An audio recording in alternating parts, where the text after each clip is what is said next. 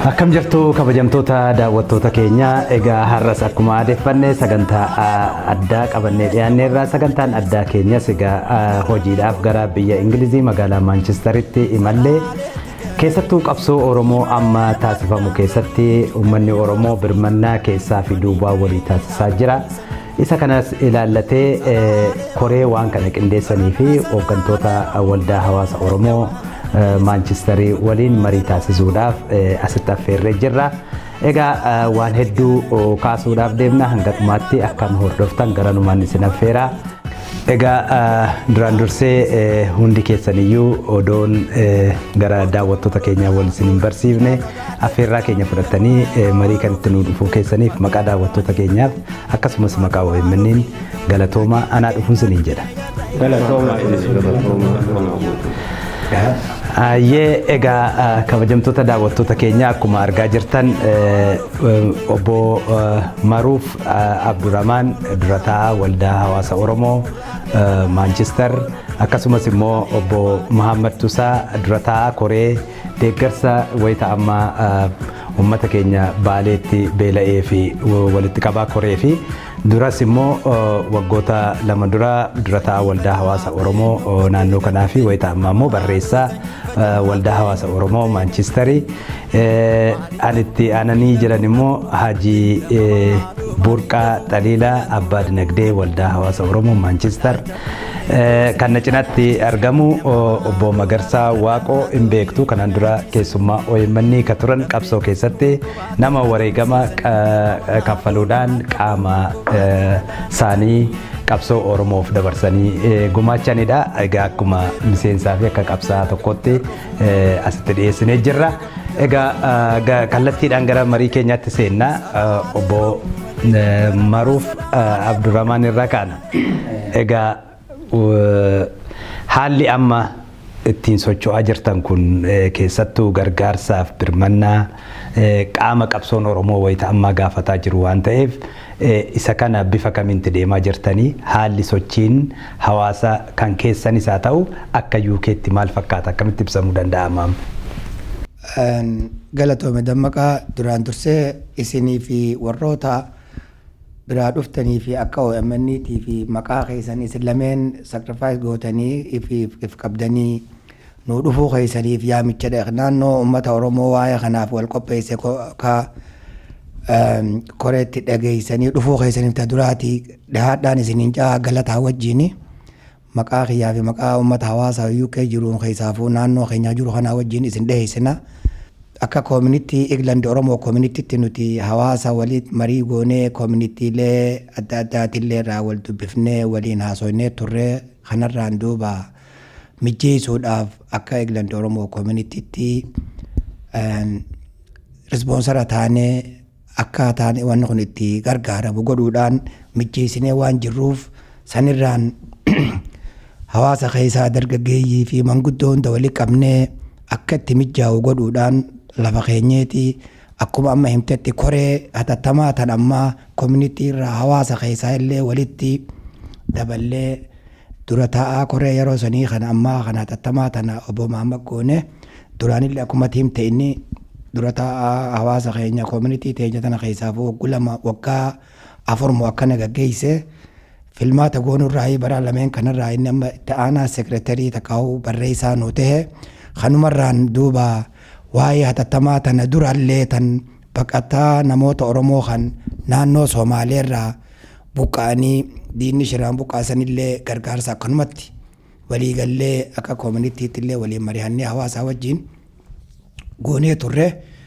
gamuma keenyaan akkasumatti duuba waliin maqaa community tanaan sanillee sirreessinee goonaa turre hawaasni akka gaariitti nu cinaa dhaabbatee akka gaariitti communitylee naannoo kan jirtu hundaan hammannee waliin goonee turre. Tuni tan duraatii mijachuu fedheeti gargaarsi waa'ee kanaa goonu namoota buqqee kanaaf haga dandeenyu godhaatuma turre tun immoo tarra jabaatee nyaataaf beelaan namni dhumee naannoo takkatti ispeeshaalii taatee tan naannoo Baalee namni muka nyaachuudhaan sadarkaa diinni namoota keenya kan buqqaasan shiraan buqqa'ee nama fi irratti baqatee dhufee nama sanii waliin beeleysan sanirraan namuu garaa hadoochitee akkasitti akkuma reefu jeesanitti koreen godhamtee hawaasni naannoo hundarraa itti aanaa fi hundinuu yaamamee godhame ammaaf koreen sun dura taa'an Mahammadii kanumarraa hin duuba dhahadhaa isiniin jaa waan kaan illetti dabarra. Yeddu galatoome obbo Maruuf Abdurrahman mee obbo Mahammad egaa haala amma keessattuu buqqa'iinsa raawwatame kana keessatti deeggarsi gama tumsii godhamaa jiru hedduu kan nama jajjabeessu tokkummaa Oromoollee karaa tokkoon mootummaan wayyaanee uummata keenya buqqisuun rakkoof illee saaxilamanii malee gama tokkummaa uumuun wal bira dhaabbachuun walitti birmachuun gama godina Harargeettis keessatti Amarreessaattis haa ta'u bakkeewwan hedduutti naannoo Finfinnee bakka hunda irratti sochii uummanni godhe hedduu kan wanni jedhu meesa kanarraa. Sochii ammaa kana keessatti yaamichi guutuu sadarkaa biyyattiitti godhame jechuudha. Naashinaal leeveliidha. UK guutuu haga Iskootlaandiin baatutti magaalonni UK keessa jirtu Oromoon jirtu tokkollee hin hafne. Dura qarqaarsi biyya tanarraa deemaatuma ture. Haa ta'uu bifa qindaayaaf wal fakkaataan turre. Afooshaan gama tokko waan tokko sochoosee gara tokkoon deema. Koominiitiin tokko socho'ee tokko akkasumatti bifa faca'aa ta'een deemaa ture jechuudha. Kun qaadda isa godhu yeroo jalqabaatiif uummanni bakka jiru beela Baalee irraa guddoo rifate. Rakkoo uummata Baaleetti dhaqqabde akka malee rifate namni. Dubartiin mana keessaa dubbatti, dargaggeessi irraa dubbata, namni jaarsaan dubbata, bakka jiru qaamni nama maraayyuu akka gaarii irraa rifate. Kanaaf kaka'imsi hamilee guddaa jira jechuudha. Kanaaf jecha tarsiimoo koreentuun filatte akkuma amma jennu kana koominiitii yaamuudhaan koominiitii waan ofii qabanii akka dhufan magaalaan afooshaalleen akkasumatti akka dhufan tokkummaa uummata keenyaa ka diiyaasporaan addaan faca'eera jedhamu kana hin calanqisiisa ka jedhu abdii irraa qabna. Uummanni keenya biyya keessatti wal malee homaan qabnuuf wal gargaaran.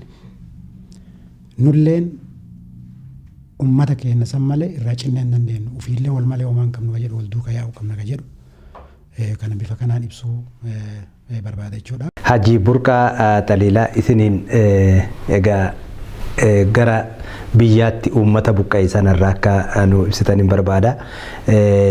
Yeroo isin dhalootaan naannoo sana keessatti Harargee bahaa mee haalli naannoo sanatti raawwatame hordofaa jirtu yoo hordofaa jirtan immoo rakkoon achitti mul'atu kun akkamitti ilaaltu Haji?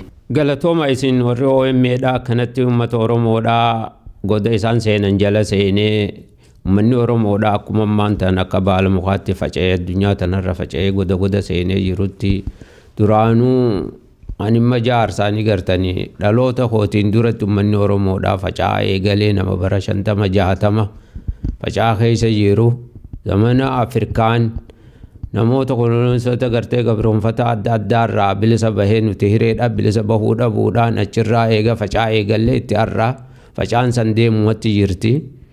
Kuni yoonii fi waa'ee biyyaa sanitti kitaaba bal'aa kana hubanne keessaan baanu waa'ee biyyaa sii deebi'ee gaafii ati na gaafatterraa waa'een biyyaa keessaa uni beeytan Harargeen namni tokko diinni tokko hoggaas dhahuu fedhu isaanii namni kun laalataa mataa dhahuudha qabna je'ee mataarraa eegala Finfinnee biyya qabnurraa eegalanii bolotikaa kijibaa dimokiraatii kijibaa ta ummata keenyatti sobuu turan san hoggaa hanga guurratanii horii horan deebi'anii Finfinnee kutaa guutuu kutaa shawaadhaa Finfinneedhaan ballee godina addaa jennee qabachuun qabna jedhanii san namni xiqqootti dammaqee jennaan aara saniin warra gargaarsa wal godhannee diina firraa kaafna jennee ummata Somaaleedhaa zamana dheeraa wal gargaarsifachuu turre san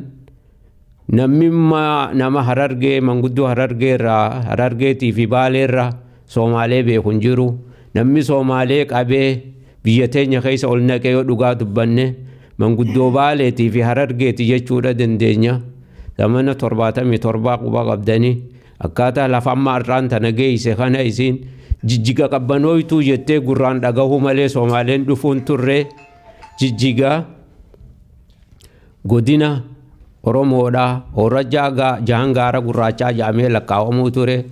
Gaafa Somaaleen jalaa kaatee jijjiga dhuftetti akka nama jannata seeneetti qabbana isiitiif waan isiitiif hoywaachuutu jijjiga godina namuu gosti Oromoodhaa namni hundinuu naannoodha qaba.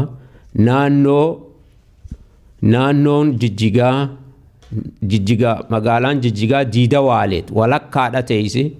Diinni waaleet ona jaarsooti ona huumeeti cinaa tokkoon layni faafam ona huumeeti. Diinni waaleet akkuma beekamutti ona jaarsooti. Jijjiga ona jaarsoo fi huumee keessa qubatti. Mootummaa yeroodhaa hanga godeen dhagabbuur godeen hanga jaaramtuu karaan itti bahee ifaan seenee bishaan isinii seenu mootummaa yeroodhaa godhachuu qabdanii magaalaa yeroodhaa aasimaa magaalaa guddittii muummittii yeroodhaa naannoo shanee isaatiif godhuu qabna. Biitti takka naannoon asii gadiin warri afaan Somaaleedhaa beeku kun hundinuu naannoo shaneeffaadhaa haa taatu jettee Tigreen mala isiitiin saba guddaa Oromoodhaa kana ni xiqqeessina jechuudhaan kaayoo kana uummanni Oromoo quban qabne. Uummanni Oromoo bal'aan kun jijjigaa magaalaa guddittii Somaalee tokko jaan akka waan naannoo Somaaleedhaa akka waan godee akka waan dhagabbuur itti fakkaatti. Kiiloomeetira 200 irraa fagaatti. Naannoo Somaaleen Ogaadeen qabu san ta'u uummanni Oromoodhaa Ogaadeen yaa'ee gaafa Dargiidhaa gaafa Hayilesillaaseedhaa gaafa isaan sossoonne Ogaadeen sossoosan itti loluu turan takkaa jijjiga geenyaa mataa isaanii keessa kaayaniin beekan.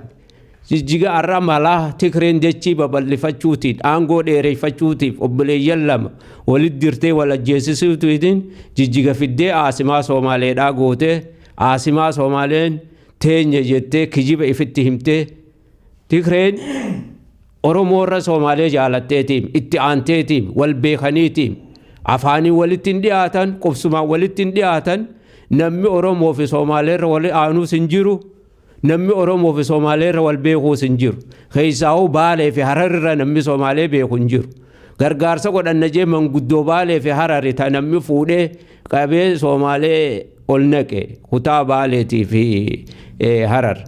Nama saniitu har'a deebi'ee warra Baaleetii fi Hararraa eegalanii waan keessa deemanii dachii baranii buqqaasanii nuti dachiidha feena malee nama asirra qubatu hin feenuu. Buqqaasuu qabnaa, qaluu qabnaa, ari'uu qabnaa, dirree adii qabachuudha qabnaa.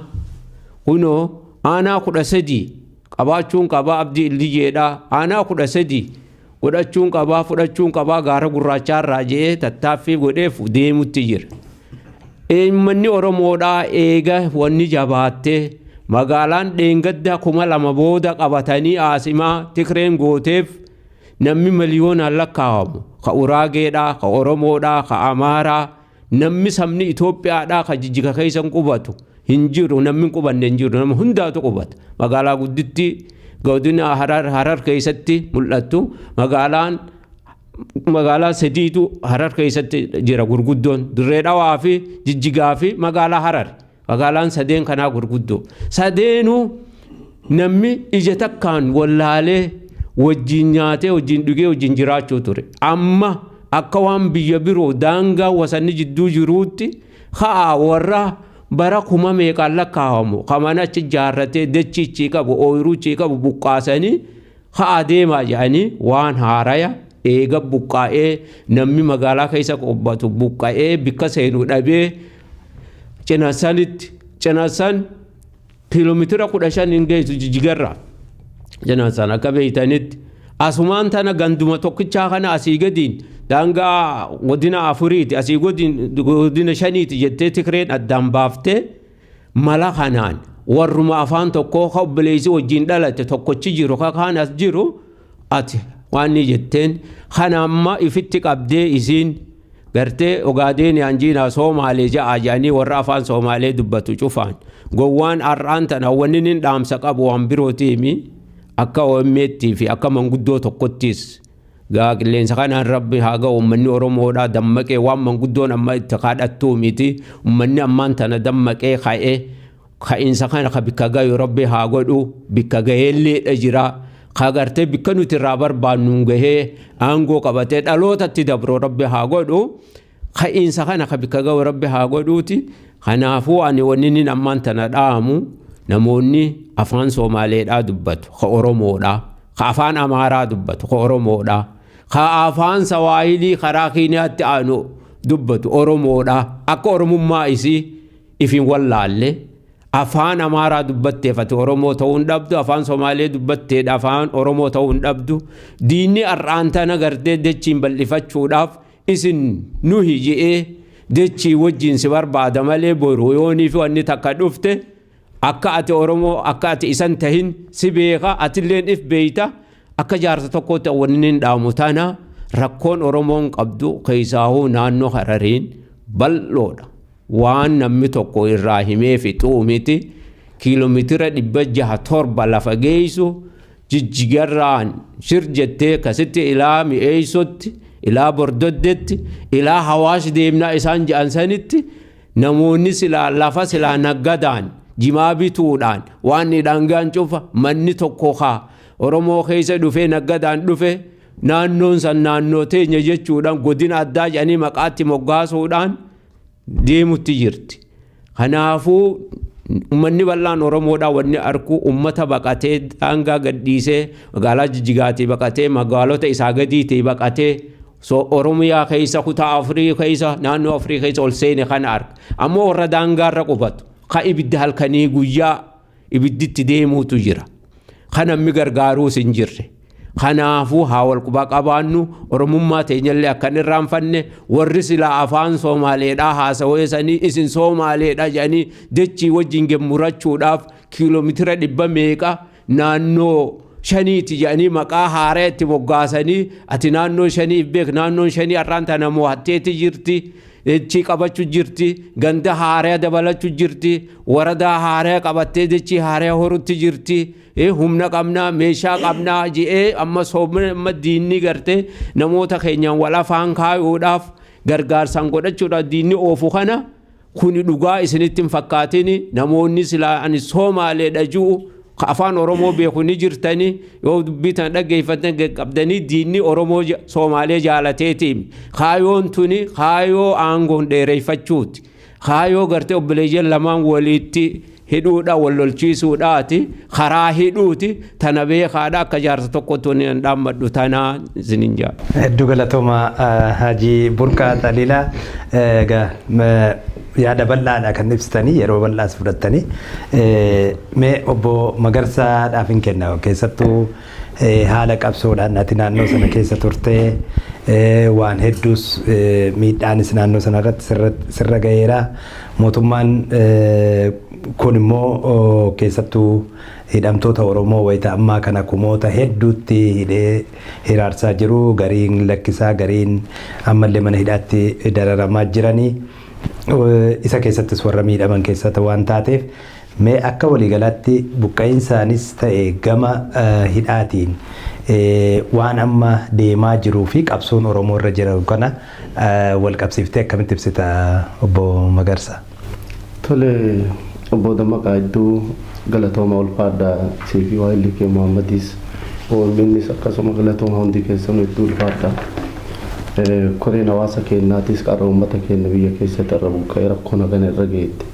Rakkoon guddaan kun bakka jiran kanatti isaan gubee waan kana qopheessanis isaanis mataa isaaniitiif hedduu haa galatoomanii ulfaadhaa jechuu barbaadeeti. Lammiitu lammii birmataa ka jedhu kun dhaadannoo Oromoo waan taateef qooda Oromummaan isin irraa qabdutu kana hundi keessan ulfaadhaa galatoomaa jechuu barbaadeeti. Waa'ee ka'iinsaa dura waan tokko barbaadeeti. Ka'insi uummata keenyaaf haaraa miti. Buqqa'uun uummata keenyaa Minilikirraa Haayile Sillaasee irraa kaasee haaraa miti. Oromoonni kun yeroo hedduu miidiyaa garaagaraa irratti namoonni adda addaa ibsaatuma turanii Oromoonni naannoo shawarraa buqqa'an kan Baalee keessa jiran kan kutaa Arsii keessa jiran kan godina Harargee keessa akkasuma faca'anii jiran hundi uummata bakka irraa buqqisan. Dachiin guddoon tun hundi dachii dur uummanni keenya horii tiksatu irra qotatee irratti horii yoo xiqqaate namni tokko horii 100 200 namni irraa laafa horii 50 irratti bobbaasu lafa san irraa kaasanii akkasii bittinneessanii suutaan mootummoonni dabru hunda sottoo jijjiiran haga dargitti as dhufan. Dargilleen uummata keenya buqqiseetuma ture. maaliif har'a nuti dammaqnee miidiyaa argannee uummanni keenya har'a wal argee teknooloojiin har'a walitti bahe malee uummanni keenya durirraa kaasee buqqaatuma ture. Fakkeenya tokko godina Baalee keessatti yoo waan tokko si ibsuu barbaade namuma beekansi Kutaa Arsiitii fi godina Baalee keessatti mootummaan dargii lafa bal'oo Kutaa Arsiitii fi godina Baalee keessatti lafa uummanni keenya loon 200-300 irratti bobbaasu irraa buqqisee qonna godhe. Lafa seenama fakkeenyaaf aanaa goororraa deebisee Sinaan Gololcha Gindii asiin karaa Asaasaa Gadab Asaasaa kan hunda keessatti uummanni kun yeroo isaa illee buqqaatuma jira dhiibbamaa tuni warri bilafsaa irraa buqqee hundi isaatu warra sootuusa tuusaan seenuu gammoojjii seenee achi keessatti irra gara gammoojjiitti jijjiirame achi keessatti riphee hafe. Buqqa'iinsi uummata kanaa yoo illee nama isaanii dubbatutu hin jirre malee hidhaan ajjeechaan kun uummata keenyaaf haarummaan qabu. Tigreelleen waanuma abbootii isaanii irraa dhaalte waanuma sirna galee warri isaan bulchee irraa dhaalte har'a uummata keenya irratti hojjechaa jirti malee wanni addaa tokko illee hin jiru.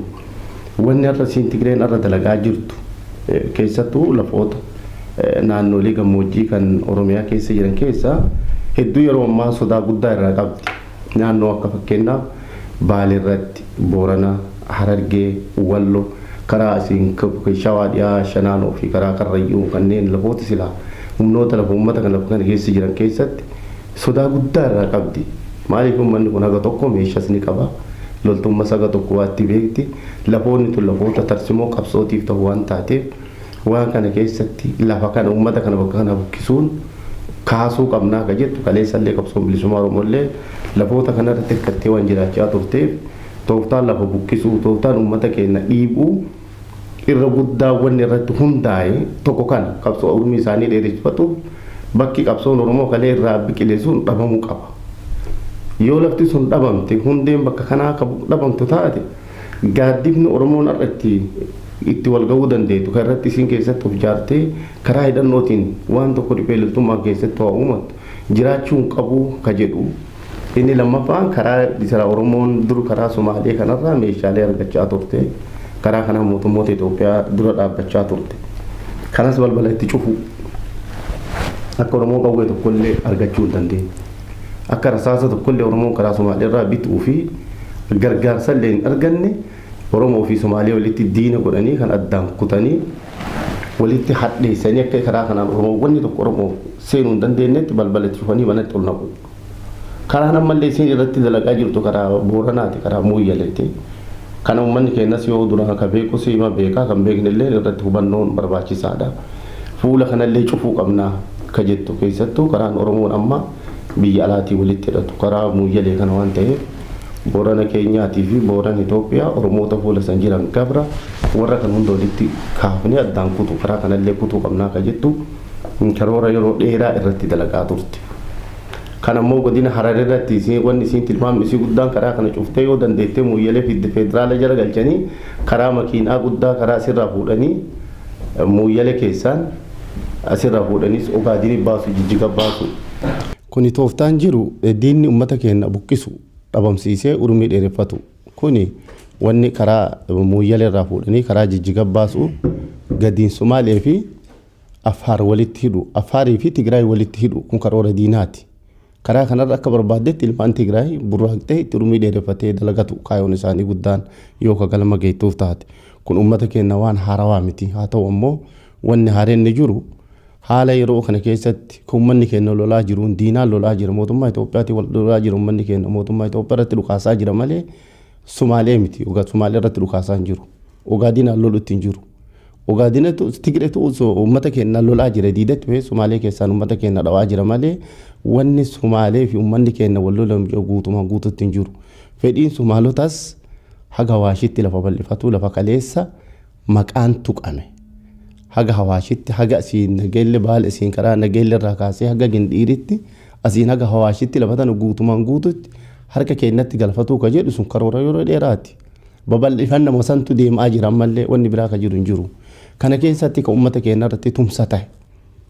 Aduu yeroo haalaan aduun dheeratuun lolli uummata keenya irratti hammaachuun waan kana mootiin bulchiiftonni silaa naannoo san keessa jiran dabbaloota Tigree ta'uun kunneen hedduu uummata keenya miidhee jira. Maaliif namni hawaasa ofii ka hogganu tokko keessatti rakkinni isaa san yoo nama dhugaa taate ibsuun dirqama ta'a.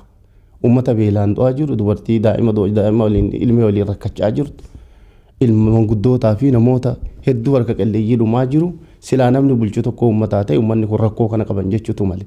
Kun hundi maaliif dantaan koo isaanii dheereffatu mindaa isaanii tolfatuu fi rakkoo uummataa gachu qaalanii nagahummaa ofii naannoo san nagaatu jira jedhanii yeroo dheeraa ukkaanfamee ture. Wanni kun dhiibbatee xiixee harkaa bahe malee hagarralleetti silaa ibsuu hin turre jechuudha. Akka karoora isaaniitti rakkoo baalee keessatti irra dalagamu karra mul'atu kana mul'isuun ture viidiyoon akka isaaniitti keessattuu warri bulchiinsota godinaa fi akkasuma aanota irra hojjetan hedduun isaanii dabballoota jiraa waan taateef yeroo gana hundi du'aala qunnamaa jiru qunnamtiin waan sana keessaa waan qabnuuf rakkoo uummataa cuqqaalanii akkasitti dantaa isaanii nagaa qofa ibsuu barbaadan.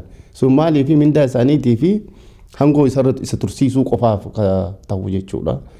Keessattuu aanaalee fakkeenyaaf waa'ee buqqeensa uummataa kan jettan baalee fakkeenyaaf aanota gara 11 jechuudha. Isiin immoo kan jarri jettu aanaa 8. Aanaa 8 miti aanaan keessatti lolli deemaa jiru karakkoon beelaa keessatti deemaa jirtu gara aanaa 11 jechuudha.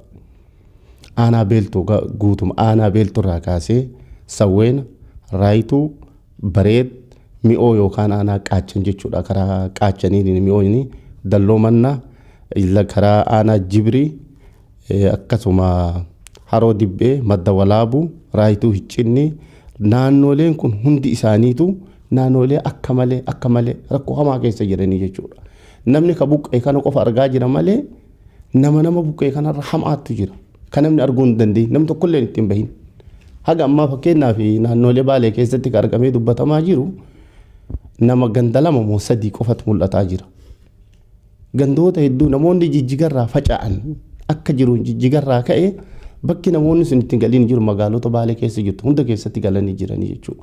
Nama 30, 50, 100 bakka hundatti faca'anii jiran. Bakka tokko ka galanii qaban namni rakkoo isaanii dubbate tokkollee hin jiru.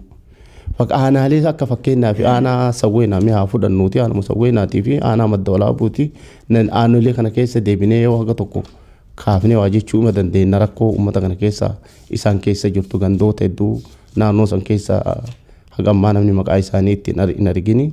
Waan keessa aanaa Sawweenaa keessa ganda burqaa dhaaree jedhamuun naannoo sanittis baqataa hedduutu jira. Haga ammaa argame keessa magaalaa xiqqoo tokkotu jira achi keessa jiru baqataa qiyaasa hin qabne achi keessa jira. Haga ammaa namni tokkollee itti namni hin argin. Bakka Qundii jedhamu kadheen gadda amma argamee amma xiqqoo namni tonnaa jechaa jiru. Qundii, Haxaawwii, Jaarrabbayii, Arreele, Burqaa Dharroo akkasuma Muudana yookaan Bullaallaa Muudanaa jedhaniini Golole namoota kan naannolee kana hunda keessatti namoota buqqee kana namoota kana geennetu jira jechuudha. Aanota 11 kana keessa. Akkasuma siin dabree Qaachanitti achi kaceenu taate beeltoo keessaa addeellee isiin guututti akka jirutti buqqaaftee bakka kana ilmeen buutee bakka kana maatiin kun jira haga ammaa faamilii isaanii namni hin argintu jira. Haga ammaa faamilii walitti hin deebiin akkasitti faca'ee jirutu jira jechuudha. Aanaa addeellee beeltoo keessa aanaa naannoon kuni. Aanaa beeltootii ganda addeellee jedhamu uummanni kun uummata duraan gara isaaniirraa ol buqqa'ee gara isaaniirraa ol garagalee. Qaachan keessatti aadee qaachoo harabbiiqqoo kurfaa lafoonni jedhamu kun hundi ganda baqataan keessa jiru jechuudha. Lafuun haga ammaa nam tokkollee itti beektuu isaanii quban qabu jechuudha kuni Qaachan keessa. Lafa ammootiin Jibriila jirtu lafa akka Hokkoltuu fi lafa akka Habraaq.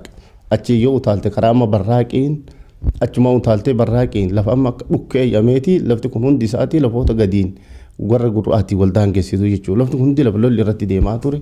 Madda Walaabuutiin dabalatee lafoonni kun hundi gammoojjiin Baalee haga asirraa Waabirraa kaasee haga asiin gannaaletti dhaabbatutti lafoonni kun hundi lafa lolli irratti deemaa ture.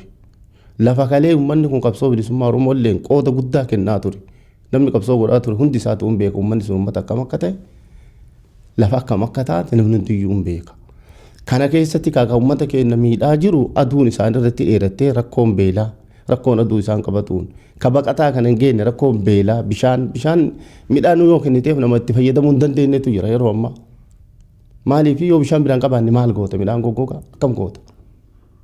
nama ofirraa ala ciisutu jira. Kun akka waan tokko bakka tokko sharaa tokko hin qabne akkana ofirraa ala ciisutu jira akkasitti jiraachaa jiru.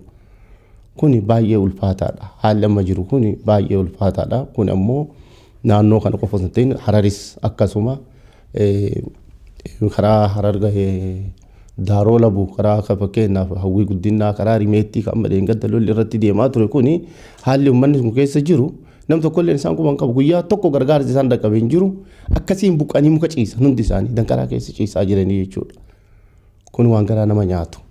Yoo Rabbummaan irraa deebise malee gargaarsa namaatti wal ga'aa fi miti haa ta'u immoo namni ala kana jiru illee of dhukkubsuu qaba. Dhugaan uummata kana keessaa bahee namni hundi asirraa dhalatee as keessaa alatti bahee Rabbitu baase carraa argame kanaan waan danda'u saniin of qabee namuu uummata isa waliin dhaabbatuun dirqama lammummaati. Kun ammoo waa'ee hidhamtootaati tokko dhugatti waa'ee hidhamtootaa kun geemii Tigreen taphachaa jirtu. Uummanni Oromoo nama 700 10,000 miti. Miliyoona ol namni mana hidhaa keessa jiru. Ka beekamu kan beekamne keessa. Kadeet Kiroosiin hin beekneef Kadeet Kiroosiin beektu jiddu. Kadeet Kiroosiin mana hidhaa seeraa ka isiin mana sirreessaa jettuun qofa beekti. Mannoota hedduu ka isiin hin beeknetu jira. Yeroo Kadeet Kiroosiin dhuftee nu qorachaa turte. Mooraa kaampiilee waraanaa garaagaraatu jira. Manneen hidhaa ka dhoksaa ka bakka adda addaatu jira. Bakkoota kan hunda keessatti dararaan uummata keenyarra ga'aa jiru dararaa xiqqaa miti. Kana keessatti gaggabaasanii uleen tumuu maal godhuun halkan gabbaasanii torchiin kun waan lakkaa'amee ani kana jedhuun yoo Rabbummaan beekee Rabbummaan wanna godhe malee kun uummata keenyaaf kanaanillee dagamuu hin qabu uummanni keenya nama 700 isinii baafne maaloo agas isinii gadhiifne kun furmaata nuuf hin ta'u.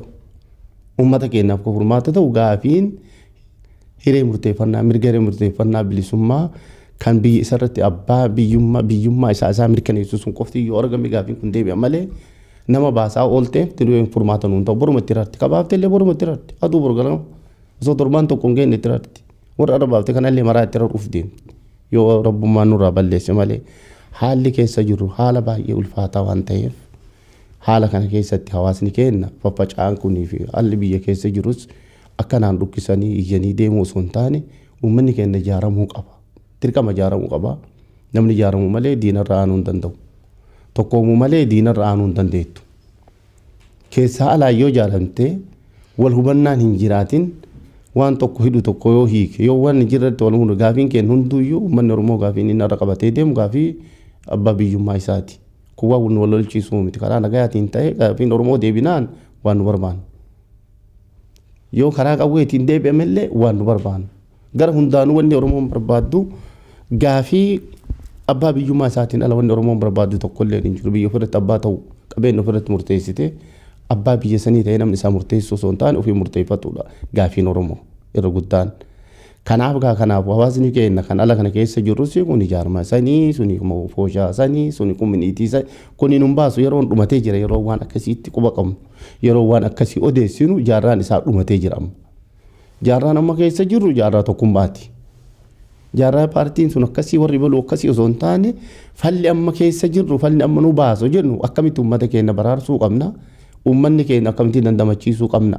Rakkoon kun numatti deemaa waan jiruuf osoo wal nyaannu osoo akkanatti teennee ijaan laallu nutti deemaa jira.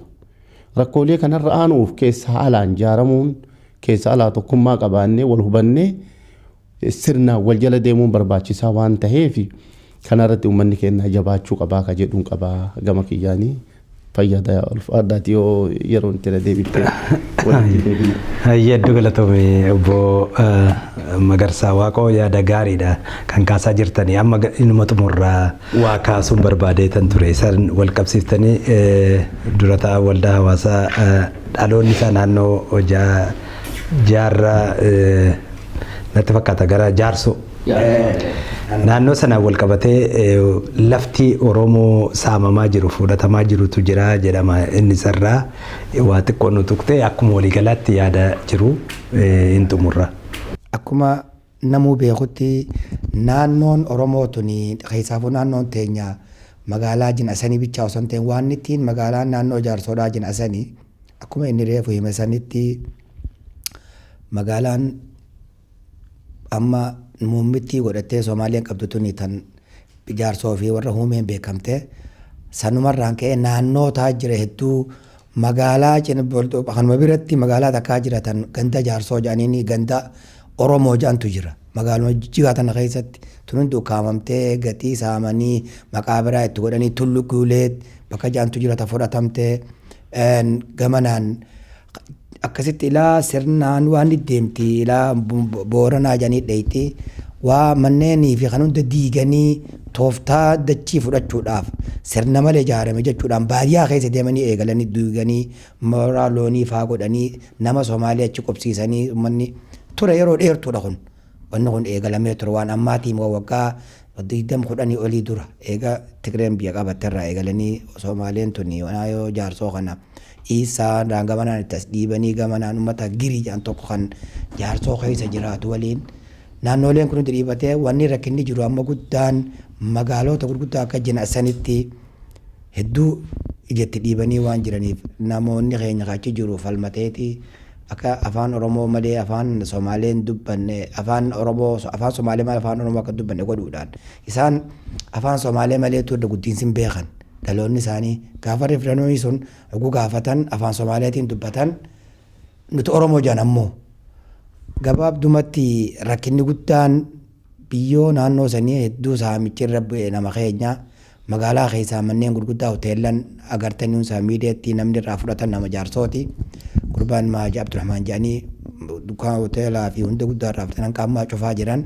obboleeyyan biyya tana jiranii gabaabdumatti Oromoon akkuma warri nu duraa jeetti rakkina guddaan naannoo wasana Jaarsootii fi Harar haa ta'u malee karaa Baalee fi Arusii kanaan irratti kuni wahuma jarri itti waliigalee tooftaan maadeeroo Jaarsirreef himee ummata Oromootiin kuffisuuf godhanii maqaaf waan biraa baasanii fi ummata waliin dha'uudhaan sun sanii yeroo illee amma gabaabtuudha dhugaadhaa haalaan galatoomaadhaa.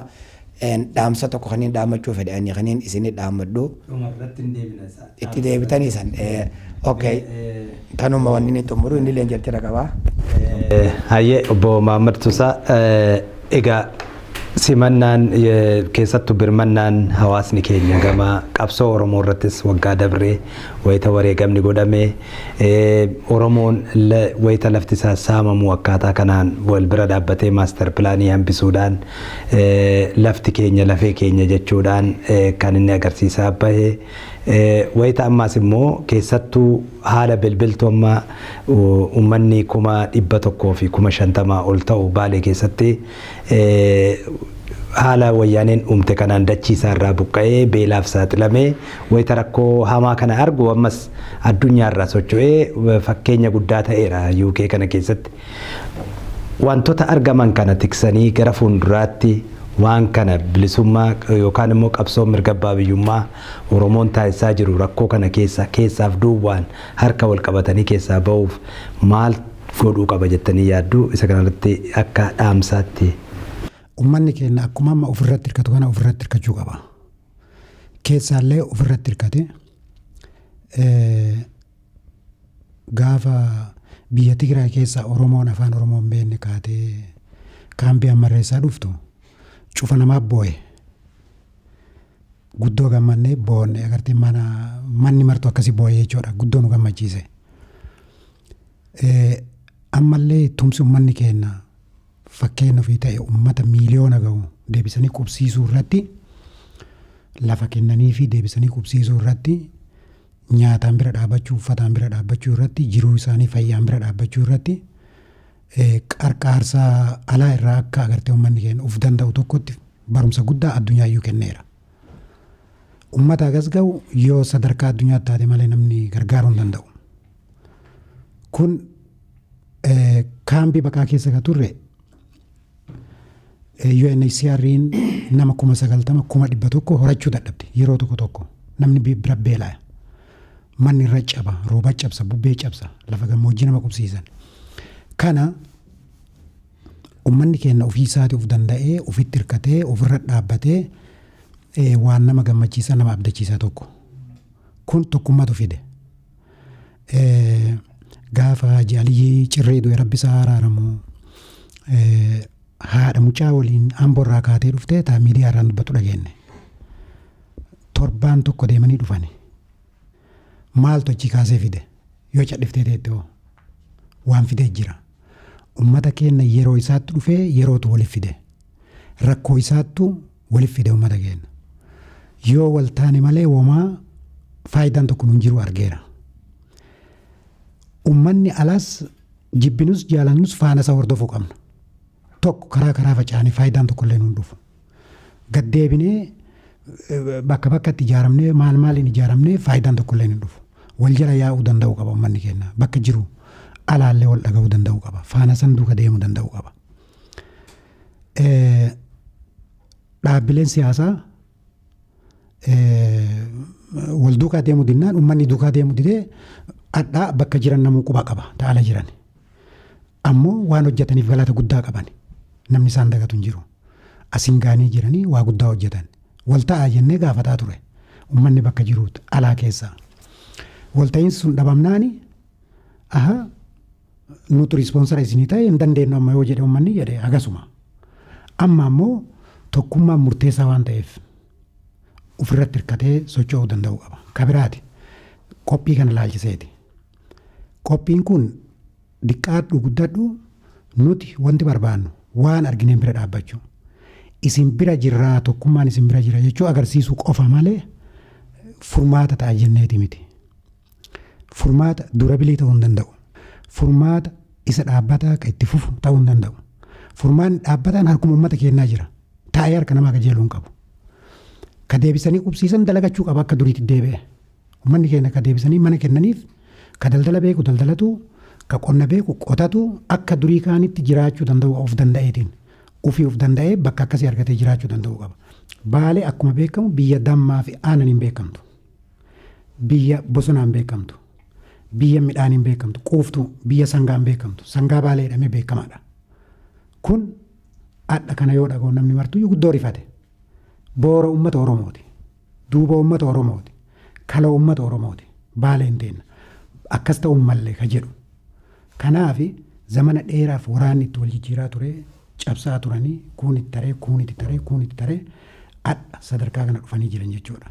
Kanaaf isinii waliin jiraa jabaadhaadha. Ergaan kennamu wanti waliin tokkummaan socho'aa jirru kuni isin duuba jirraa jabaadhaa waan dandeenyeen isin waliin jirraa jechuudha. Ergaan inni qabu tokko kanuma. Ka'aalaa uummanni keenya ka'ala jiru nuti wal malee homaan qabnu. Yoo akka faffacaaneen hafne ilmaanteen akka facaatitti hafti. Namni ala kana jiru achi deebi'ee lafa sanitti ijaaradheetiin biyya sanitti deebi'ee Itoophiyaa yookaan Oromiyaatti deebi'ee jiraadhaa hawwiin hin jirti. Hawwiin sun hagama akka dhugaa ta'u rabbi beeka. Cufa keenya keessa hin jirti. Lafatti yaggalee deebi'aa achi taa'aa deebi'aa waan nu horren duuba keenya jira. Ilmaan nu horree harkaa qabnu duuba keenya jira. Hagam wanti kunillee akka dhugaa ta'u hin beekamu. Ammoo bakkuma jirru kanatti wal ijaarree jabaachuun barbaachisaa. Wal jala deemuu danda'uun jabaachisaadha. Kun tasumallee addaan facaanee hafuu hin qabnu wal dhageeffachuun baay'ee barbaachisaadha. Murteessa. Hawaasni akka hawaasa of dhaga'uu qaba. Wal dhaga'ullee qaba. Ka fedhe siyaasa fedhe haa deeggaru. Ka fedhe ilaalcha fedhe haa qabaatu. Abbaa fedhan jala haa deemani. Warri dhaabbilee qaban ka siyaasaalleen uummata kana karaa isaan tokko ta'anii agartee jalaa banuu qaban. Karaa uummanni kun agarteetiin tokko itti ta'ee deemuu danda'uun tokko jalaa goruu qaban. Uummata kana ittuma dhiisaa uummanni ofiinuu tokko ta'uu jiraata. Ufumaan deemuu ta'uu jiraata. Yoo deeggarsa barbaadan nu koottaa waan dandeenye isin bira dhaabbanna. Cufti keessanuu kenna. Kanaaf kanuma dhaamadha. Egaa waan tokko kaaftanii sila waan hedduu garaa nama nyaatu keessattuu buqqa'iinsa Oromoo ilaalchisee magaalaa Harar magaalota sadii gurguddoo kaaftanii magaalaa Dirree Dawaa magaalaa Hararii fi magaalaa Jijjigaa isaan kun magaalota Oromooti ka jedhu yaada isin qabdani. Isa kanaaf ragaan jiru maali? Akkamitti ibsamas?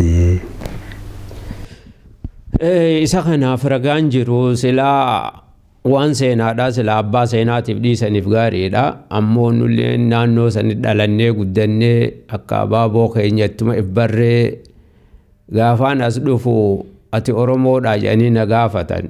Gaa dubbii deebisaa an Oromoodhaa. Oromummaa eenyu si barsiisee oneegis barsiisa jechuuf deeman.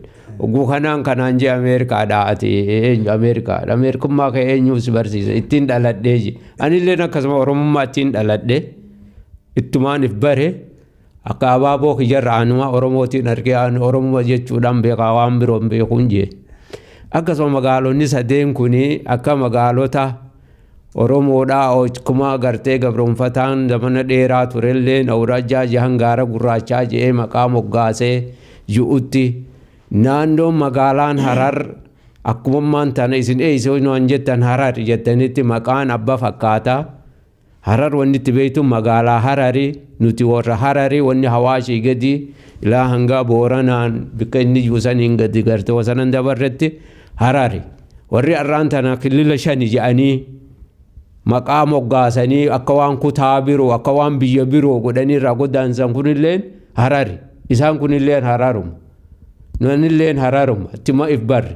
Jijjigaas warri kun godee fi dhagaabur jiru. Qabbanaaf yogoo owwee ajjeese yooma qabbana jijjigaasan guyyaa tokko dhayna akka nama tuuristii amma baqataan oguu Kiiniyaa ka'ee Afrikaa ka'ee Ameerikaa dhufu gartee kawaamni biroo jirtu Awurooppaa yaamutti jijjigaa hawwuu ture san arraba magaalaa teeysani jedhanii Tikiriin harkiftee fiddee jechi bal'ifannaadhaan nama walitti fixuudhaaf teeysani jetteen.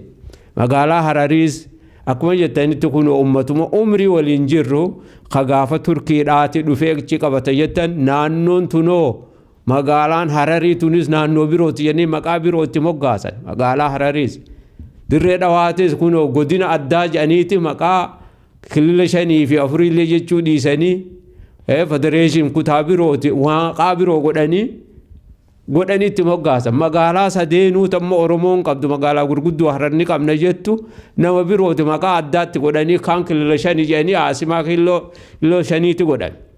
Haanis Aasimaa magaalaa Harariidhaa Hadareeti jedhaniiti magaaluma gudditti islaa qabnuuhu ta Harariitti godhan. Dirree Dhawaa godina birooti godhan akka Finfinnee godhan. Nama hundaatu qabaa Oromoon qoftiin hin qabdu waan hin qabdu jedhanii irraa muranii maali isin qotattuudha akkuma akkasuma jechuu dadhaban malee magaalota xixiqqoo magaalaa qabdanii akkuma Finfinnee irraa buqqaadhaa magaalaa qabdanii Hadaamaa Aasimaa godhaa jansanitti isinis kun Haramaayaa fa'aa Galamsoo fa'aa Calanqoo fa'aa magaalota hedduu qabdanii kana Aasimaa godhaa tana ta duraan gurguddatte tana keessaa bahaa jedhanii keessaa nu dhiibutti jiran. Kuni waan beekamtuudha waan amma seenammaan tana deemtu tana marraa barannee bitatti dhalannee guddanne dirree Dhawaa jirta ammaan ta wallee aleebirraa raasanirraa dhagahuu jendeensan siigaltee isaan dhaquu fedhe namni gartee dirree Dhawaadhaa bare waan maal dirree Dhawaarraa deemtee jijjiga wanni maal Jabuutii barbaaddu maaltu jira hooma dur beeynu nutti baqatan malee takkaarraa baqanneen beeynu. Siigaltee nama tokko siyaasaadhaa rakkoon adda addaa dhuftee kana baasuu turte kunilleen kabahu eenyu irra guddatee naannoo arraan tana buqqaasaa jiran kana akka Baalee fi Harar kanaatiitu zamana bara 50 fi 60 dura kana ari'u turan namoota dammaqee maal isa nuti afaan keenya kummaa raadiyoon seen nuti maaliif akkanan taane maali hogguje warra kana ari'u turan dhugaadha. Anaan jaarsaa isin gartan kun bara 17 keessattiin umrii bara 17tiin deemi zamana Tooraa jedhan. Laatinii qubee laatiniidhaa karraan tana qubee amma biyya keessa wal geessee namoonni mirgasaa falmachuu jiru kana warra kootii keessatti fannifatee zamana Sheemamman Rashaad fa'an furaa maal jaa keessatti furaa gubbaarratti furaa afaan abboodhaa jaa. Soomaaleenis yoo furaa afaan Oromoodhaa jetteen dhiiftu gaafuma sanillee. Keessatti immoo furaa afaan Oromoodhaa jaa gubbaarratti kitaabni gubbaarratti wanni inni kaayamu furaa afaan abboodhaa jaa yoo abboo jette malee sin dhiisan gaafasuma sanuu saniitu arra biyya seenee keessa baratamee maal je'ee qeenyi lafaa ka'uu kun gabrummaa nuti himnu san inumaatu akka waan kijibaa itti fakkaatte kamitti qubeen afaan keenya biyya teenya keessatti hin baratamne waan kijibaa himtanii namni dhugaan se'uu namni ijoolleen xiqqoo nama lafaa kaate tun takkammaa Hadaama barattuu magaalota gurguddoo hundatti barattee qubeedhaan kaatee haqasee falmachuu jirtu tun wanni tun kijibaa haasawaa jaarse kun jechuun oolan maaliif gabroonfataan eenyu fa'aa wajjin turtan bara tawraa kaaftanii? Akka ammaan tana Abbo Alii Ibroo kana fa'aa Ali Ibroodha Ali Umar kana fa'aa jaarraa abbaa gadaa fa'aa rabbi rahmataa godhuufi siigaltee warra duraan waan ni je'ee gaafa 77 isaan nu dura deemanii ani warra 77 itti dabalame jara kanatti. Eessatti walitti dhuftani? Ani ammaan tana egaa ogguusan gaara mul'ataa aanni itti walitti dhufne gobeellee jedhaniiti gobeellee gaara gobeelleetti walitti dhufne achi namoota hedduu walitti dabalamne qawwee warra naannoodhaa fuunee Somaalee dhaynee qawwee hidhannee firraa diina kaasuu qabna warra je'ee Somaalee dhaynee nama hedduu waliin geessinee achitti namni kaan qubee afaan Oromoodhaa barachuu nama jabaaba dardaraa gaafa san nu barsiisanii qubee afaan abboodhaa baradhaa jedhanii barannee saniin godina karaa warra Baalee karaa warra Harar Kashawaadhaa nama gartee namni akkas hin ajjeefne dhaqii nama beeytu suutatti barsiise warra ifiifuun bilcheeffatin kootii keessatti waan keessa yoo sirratti harkan ka hoggumasan sijjeessan waan akkanaatiin zamana dargiiti namni si himu kanaan biyya seenuu turre. Wanni tuni qabsoon kun tattaaffii hedduu irratti as geesse dammayni danuun afaan har'aan tana Oromoon dammaytee bikka takkatti odoo amantiidhaan kutaadhaan siyaasaa waan takkaan gargar waliin baasin bikka takka dammayni kuni ka'uun kuni qabsoo cimtuutti as gahe qabsoo cimtuudhaan as gahe gaafa duraa yoo qabame amma dargi dhuftee wayyaaleen nama warra abaa'oo ka qabamu hiitee kaan gorsitee naannoo takkaan gorsuudha hiitee faa gadhiisuu turte ammoo odoo Tigreen hin dhufin zamana dargiidha dura gaafa dargiin hawwituudha namticha qabame yoo jee namtichi ifa ajjeesa malee mana hidhaatiin seena jee abdatee waan abbeeraan isaanii du'a isumni isaanii du'a maal isaanii du'a ganda san badaadhaa ganda namni kun keessa dhalate gandi kun dhumuudha qaba jedhanii ganda san fixan idda gandi kiyya dhumu afiifiin ifa ajjeesa malee harkaan kan idda diinatti harka kan duratti akkas turte diinni kun maal akkuma gartee dimokiraatii kijibaa himee maal je'uuni kan harka galfate warri gaafa san Somaalee gargaarsifatee ol seenee Somaalee dachii barsiisee waa hidhannoo wayii irraa barbaadaaf akkasitti deeme sanillee mangudduma akka kiyyaa kana faarraa tokko har'aan tan warri san deebi'eeti diina nuti waan ijuusan dhiisee numaahuu dachii irraa buqqaasutti seene diinni walitti diruu irraa kan warri kun obbiidoodhaa har'aan tana obbiidoon dheengadda Tigree obboleessa godhattee harka qabattee wajji nyaattee dhuydee akkasitti amantee wajjin deemtu obbiidoo lafa keessee hoggaa Somaalee jaartee baartii biroo godhattee dachii irraa isin kaasuu dandeenya isin jetteen har'a kunoo isaanis dammaqanii Oromoo malee laannuti Oromoo wanni nu baasaan jirtu jedhee namni harka wal qabatee bikka tokko ta'ee deema tokkummaa tan tafiin xabaatu ta'aan goorra geessu rabbi nu haa godhu seenaa tana yoo banne keessaan baanu yeroo xiqqoo gartee wanni dha fakkaatti wanni tuni dheertuudha kanaafuu galatooma isin kan odeeffatuusi hammaan tanammaa seenaan tun waan kitaaba barbaachisu waan barreeffamtuu barbaachiftuumi magaalonni sadeen Hararwamma gurguddoon eenyu jettan namoonni beeka akka Jijjigaa fi Hararii fi Dirree Dhawaa taate ni beeka tatti aantu kanaaf kanuma Oromooti kanuma Oromooti magaalaan Ogaadeen qabdu akka isiin nuti Ogaadeen diinan godhanne takka bilisa wajjin barbaanna jenneeti wajjin deemuu turre har'a ammoo diina walitti nu godhee isaanii diinummaa sanillee fudhatee nutti ol duulu jira malee dachee haaraa qabanna ganda haaraa qabna jedha malee uummanni Oromoo nillee hin jenne cabe kanallee mee'af diina akkana nu godhe Jijjigaas teenyuma borumatti deebina isaanillee wajjini jirra jenneetu walima abduma tana qabna malee duulleeti amma borooniif humna baafne Somaalee asee kaafneeti ilaa baharitti galchina takkaa gaamaraataan keenyallee hin jenne nama ji'ullee miti rabbii gartee haasawa diina warra fudhatu rabbi nun godhini isinillee kan odeeffate galatoomaan isiniin jaa waan tokko reefu lafoota tuttuqe keessa aanaa daawwee aanaa Sarar naannoo Sarar keessatti gandoota akka hantuuta jedhamuu fi buttuu hara gurraachaa lafa jedhamtutu lafoota kana reefu maqaan dhoofne lafti tun hundi lafa namni irraa buqqee daataa reeffate achirraa namoonni Baalee keessa buqqee jettu lakkoofsa xiqqaa kanaa olii jechuudha waan lakkoofsa hin qabne aanaalee 11 kana kan gannaalirraa kaasee haga waasiin waabeetti dhaabbattu taanalee 11 reeftu kana keessa haala hamaa keessa jiru. Tokko wanni garaana nyaatu nama tokkotu dhihootana jiru naannoo burqaa dharroo jedhamu keessatti. Ijoolleen tuni warra daangarra ture Somaalota wal lolaa turan. Waraanas lijuu poolisii wal lolaa turanii beelli qabdee rakkatanii waan ta'an dhabanii namni gargaaran jiru nam tokkollee isaan quban qabu bulchiifnummaan naannoo sanillee quban qabu bakka dhumnu gandaan ol baqadhaa jedhaniin beeraaf ijoolleen ol baqadhaa jedhaniin Oromiyaa keessa Baalee keessa ol baqadhaa jedhaniin ijoolleen tun duwwaan garaa nama nyaatu osoo akkasitti wardiyaa eegdu waan nyaatu dhabdee namni biraa beelaan du'e qawwee qabattee osoo akkasitti teettu namni beelaan biraa du'e. Kan namaadha bal'inaamni hin kaafne. Rakkoo kan fakkeenyaaf rakkoo hamaa akkanaatu jira fi namoota hedduutu jira isinillee wanti itti dhaamadhu. Naannolee rakkoon kun jiran keessatti hedduminaan yoo daandii dhabdanillee nutis information isinii kennina. Kuni waan isinitti dhaamannu akka kennatti. Yoo humni keessanillee dhaqqabuu barbaade dhaqqabuu dadhabee waan dandeenyuun hawaasa kana keessatti ilaalannee halkanii guyyaa rakkoo keessa jiru waan qunnamtii waliin qabaachaa jirruu fi waan gama kennaa dandeenye nulleen isaan qunnamnee rakkoo jiru isin qunnamsiisuuf isin dabarsuuf qophii isinillee gama keessaniin irratti nu gargaaraa jechuu barbaadeeti. Kun ammoo kan haala qabsoo Oromoo kan amma deemaa jiru irratti Oromoon kan biyya isaatti fatee asiin ga'e taankii fi xayyaaraa miti tokkummaan asiin gaate. Ammallee tokkummaa saniin ala bilisummaan hin dhuftu. Qoqqoodamaan bilisummaan finne tokkollee hin jiru. Haalli irra jirru sadarkaan amma irra geenye kuni sadarkaa bareedaa waan taateef sadarkaa gaarii gubbaa waan jirruuf sadarkaa jabaa gaarii amma irra jirru kana keessatti wanni nu barbaachisu maali tokkoffaa ijaaramuu nu feesisa keessa alaan ijaaramuu qabna.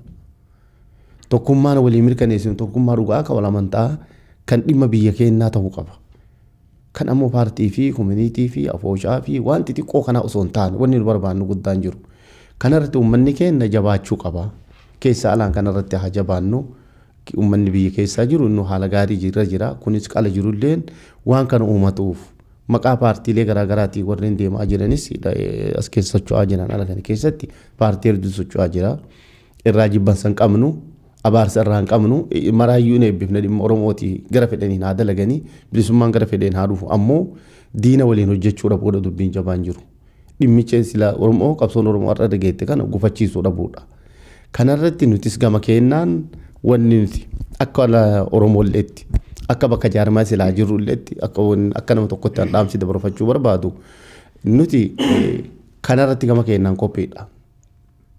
Akka jaarmaatti abbaan namni nurra jabaa warra dhufe waan qabnu itti kennuu fi isaan waliin dubbannee waliin hojjechuuf qophiidha rakkoo tokkollee irraa hin qabnu. Akka moosili hawaasa Oromoolleetti kana hubachuu hunda barbaachisaa tokkoomnee waan tokkummaadhaan waan silaa nurraa barbaachisu yoo ijaaramnee tokko taane malee haalli ammatti deemaa jiru haala ulfaataadha. Haala yeroo ammaa diinni itti raafamnee yeroo dheeraa qabsoo kana irratti dhumnee qabsoo kana dhiibnee asiin geenne osoo hin ijaaramne yoo qabsoo kana garagalchine abbaan biraa lafaa dhufe lafaa fudhate nuyi ifaajee dadhabee dhumarratti diina kana lafaan geenne nuyi ijaarama hin qabne qonnaa hin qabne yoo namni dhufaa biraa dhufee lafaaf qabsoo kana fudhate taate kasaaraa guddaa. Kanaaf of eeggannaan jiraachuu qabaa hawaasni keenya keessaa irratti ijaaramee of eeggachuu qabaa. Akka silaa gara silaa gairootiin gara fedheen haa ta'u ijaaramee akka hawaasummaa irratti qabsoon nama tokko eeggatan qabsoon paartii eeggatan qabsoo miti. Yeroo hedduu uummanni keenya itti kasaaree ture yeroo hedduu itti kufee urmiin itti dheerattee ture. Uummanni keenya abbaan qabsoo ana jedhee anuma mataa kii jedhee nama ofirratti murteessuu qaba. Biridaa hayyuu durilleen ana miseensilleen ana hogganilleen ana dabballeef miseensilleen ana abbaan qabsichaa ana jechuu qaba uummanni keenya akka majuu kanatti. Akkasiin ala bilisummaan hin dhuftu yoo nama eegganne namni deemee nu jalaa gora. Jaarmenni deemee nu jalaa diigamee guyyaa san lafatti hafa. Kanaaf abbaan dhimmaa uummaticha waan ta'eef uummanni keenya jabaachuu qabaa. Isinis warra uummanni hedduu galatoomaa ulfaadhaa rakkoo keenya hunda kanatti nu jala deemtanii nu qoratuu fi fuula duralleefillee itti kuftanii bakka rakkooleen jiru hunda seentanii gadi baasuufillee isinis rabbi irratti isin haa gargaaru jajjabaadhaa jechuu barbaadeetii fayyaada ulfaadhaa gama kiyyaan ani kanuman jedhaati yoo yaadni isin dabarsan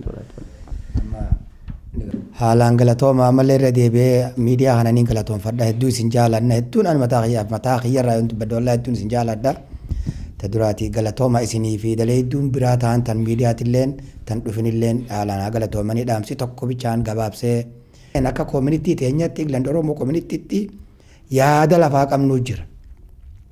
Yaadni sun namoota dhaabbilee Oromoota wal dhabde hawaasa keessa doktorran profesorran dila jiru kana warra amantaa wal dhabe bakka dhibba adda walirra jiru kanarratti akka hawaasa yuukkatti communitylee hundaan mari'annee akkuma arra waan kana goonetti yaamicha goonee hunda biyya UK fi Awurooppaa irraa akka yuukkatti affeerree jidduutti akka laallu warra dhaabban wal dhaballee wal araarsuudhaaf ka biyya jiru ka keessa jiru hunda konsartii takka goonee waliin Oromoo hundi waliin yaamne akka takkummaa agarsiifnu Tigreen gaafa kutte mootummaan itti kannamtu addunyaan nu ilaalaa jirti dhaabuma tokko ka if dandee ka arra mootummaan UK tuni jara kana jettee Oromoodhaaf laattu hin jiru kana nuti illee agarsiisuudhaaf hayyoota keenya ka waliin gaarrifatu profesorran waliin gaarrifatu kana nuti caayaa goonee fi akka communitylee UK jirtutti yaamicha goonee hundaahu afnee fi affeerree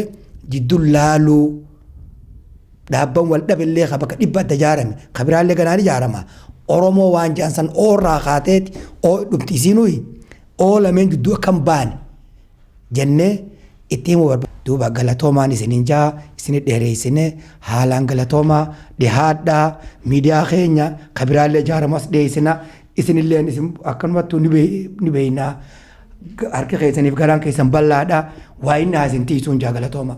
Bismillah galatoomaa isin keessummaan warri nutti dhufe Oromootti dhuftan Oromootaan akkanatti bakka juttu keessummaan ta'inii dachii uumamte tanarra wal geessu Rabbi nu haa godhu. Bilisummaadhaan warra wal ga'u Rabbi nu haa godhu. Nama gabrummaan faca'ee baqattummaan faca'ee kanaamii ka tuuristii dachii laaluudhaan biyya teenya takkanatti addunyaan dhayxee laaltu nuti warra keessummeessu Rabbi nu haa godhu. Dhufiinsa keessanii dhufiinsa khayrii nu haa godhu. Ka'iinsa kanallee kabbiin xaboo ka aangoo biyya teenyaa qabatee haqa isaa harkatu Rabbi nu haa godhu. Akkuma shari'aan diinni Islaamaa kannitullee nama fuudhee yaartii dhabe dafaatii fuusisaa jechuutu jira.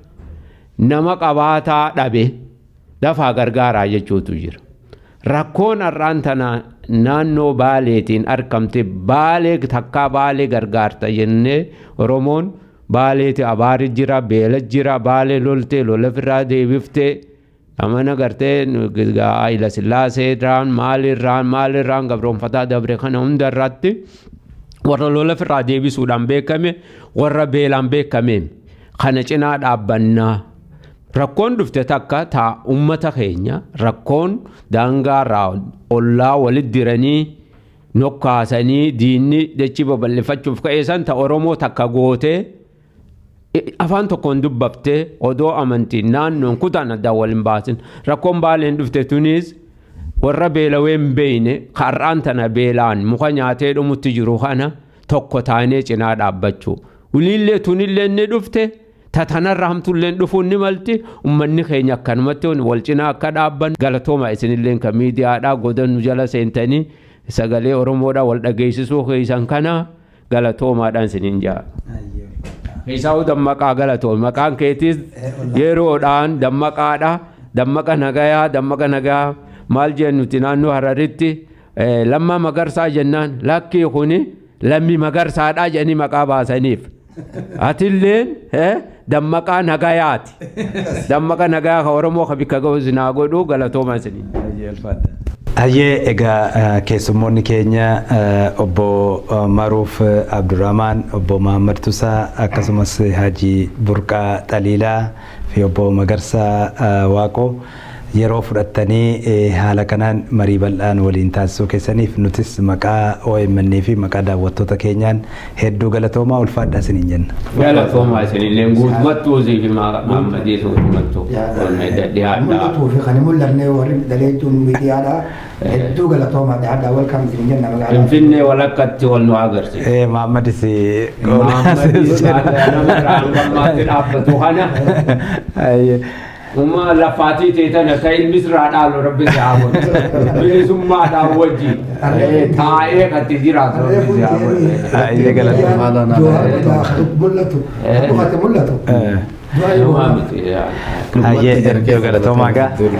Egaa kabajamtoota daawwattoota keenya marii bal'aa keessattuu durataa waldaa hawaasa Oromoo Manchester obbo Maruuf Abdurrahman akkasumas immoo barreessaa fi akkasumas immoo durataa koree yeroo hatattamaa gargaarsa uummata keenya godina Baaleetti miidhamaa jiraniif obbo Mahammad Tusaa akkasumas immoo abbaa dinagdee waldaa hawaasa Oromoo Manchester Haji Burqaa Xaliilaa qabsaa fi egaa miseensa koree miseensa hawaasa Manchester kan ta'e obbo Magarsaa Waaqoo waliin taasifne kanumaan xumurreerra. Egaa gara fuulduraatti sagantaa biraatiin hanga walitti deebinutti marii har'aaf gaggeessine kanumaan goolabneerra nagaan nuuf tura.